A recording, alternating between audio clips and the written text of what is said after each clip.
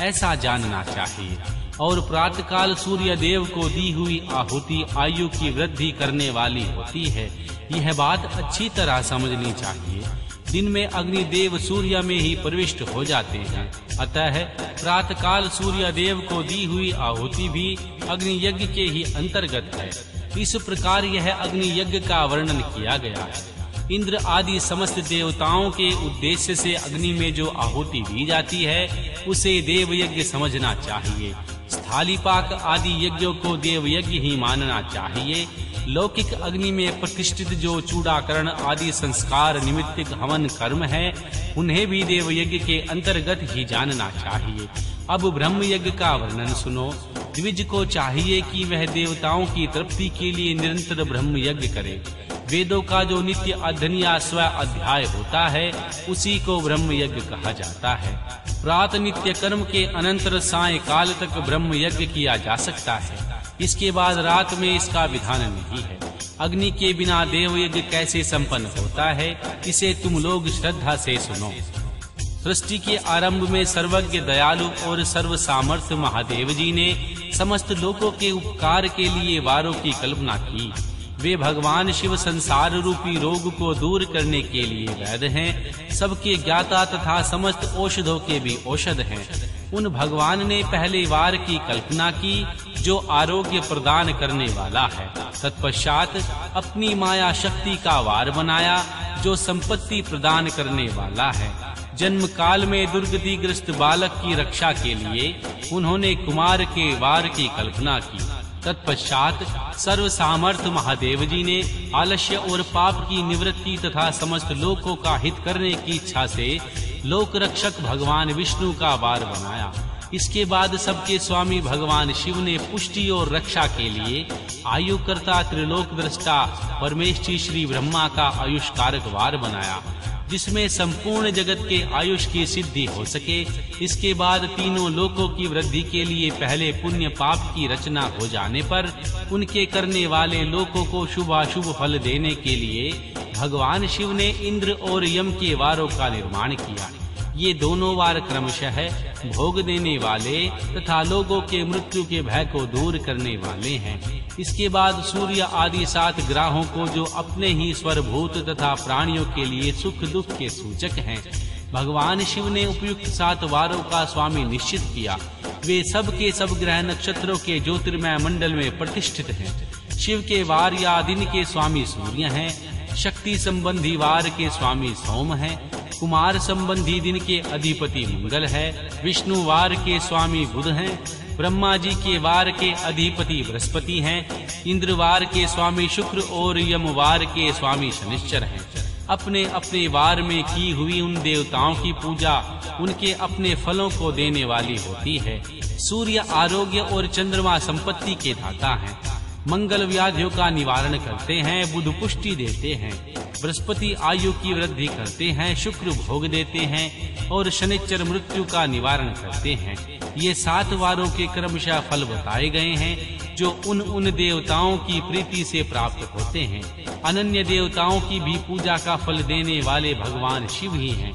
देवताओं की प्रसन्नता के लिए पूजा की 5 कारक ही पद्धति बनाई गई है। उन देवताओं के मंत्रों का जाप यह पहला प्रकार है। उनके लिए होम करना, दूसरा दान करना, तीसरा तप करना और चौथा प्रकार है किसी वेदी पर प्रतिमा में, अग्नि में अथवा ब्राह्मण के शरीर में आराध्य देव की भावना करके 16 उपचारों से उनकी पूजा या आराधना करना। 5वां प्रकार है। इसमें पूजा के उत्तरोत्तर आधार श्रेष्ठ है। पूर्व के अभाव में उत्तरोत्तर आधार का अवलंबन करना चाहिए। दोनों नेत्रों तथा मस्तक के रोम में कुष्ठ रोग की शांति के लिए भगवान सूर्य की पूजा करके ब्राह्मणों को भोजन कराएं। तदंतर 1 दिन 1 मास अथवा 1 वर्ष 3 वर्ष तक लगातार ऐसा साधन करना चाहिए। इससे यदि प्रबल प्रारब्ध का निर्माण हो जाए, रोग या जरा आदि रोगों का नाश हो जाता है। इष्ट देव के नाम मंत्रों का जाप आदि साधन वार आदि के अनुसार फल देते हैं। रविवार को सूर्य देव के लिए, अन्य देवताओं के लिए तथा ब्राह्मणों के लिए विशिष्ट वस्तु अर्पित करे। यह साधन विशिष्ट फल देने वाला होता है। इसके द्वारा विशेष रूप से पापों की शांति होती है। सोमवार को विद्वान पुरुष संपत्ति की प्राप्ति के लिए लक्ष्मी आदि की पूजा करे तथा सापत्निक ब्राह्मणों को धृतपक्व अन्न का भोजन कराए। मंगलवार को रोगों की शांति के लिए काली आदि की पूजा करे तथा उड़द की दाल, मूंग की दाल, अरहर की दाल आदि से युक्त अन्न ब्राह्मणों को भोजन कराए। बुधवार को विद्वान पुरुष दधि युक्त अन्न से भगवान विष्णु का पूजन करे। ऐसा करने से सदा पुत्र, मित्र और कलत्र आदि की पुष्टि होती है। जो दीर्घायु होने की इच्छा रखता हो वह गुरुवार को देवताओं की पुष्टि के लिए वस्त्र, यज्ञोपवीत तथा घृत मिश्रित खीर से यजन पूजन करे। भोगों की प्राप्ति के लिए शुक्रवार को एकाग्रचित होकर देवताओं का पूजन करे और ब्राह्मणों की तृप्ति के लिए षड्रस युक्त अन्न दे। इसी प्रकार स्त्रियों की प्रसन्नता के लिए सुंदर वस्त्र आदि का विधान करे। शनिश्चर अपमृत्यु का निवारण करने वाला है। उस दिन बुद्धिमान पुरुष रुद्र आदि की पूजा करे। तिल के होम से, दान से देवताओं को संतुष्ट करके ब्राह्मणों को तिल मिश्रित अन्न भोजन कराए। जो इस तरह देवताओं की पूजा करेगा वह आरोग्य आदि फल का भागी होगा। देवताओं के नित्य पूजन, विशेष पूजन, स्नान, दान, होम तथा ब्राह्मण तर्पण आदि में एवं रवि और वारों में विशेष तिथि और नक्षत्रों का योग प्राप्त होने पर विभिन्न देवताओं के पूजन में सर्वज्ञ जगदीश्वर भगवान शिव ही उन देवताओं के रूप में पूजित हों। सब लोगों को आरोग्य आदि फल प्रदान करते हैं।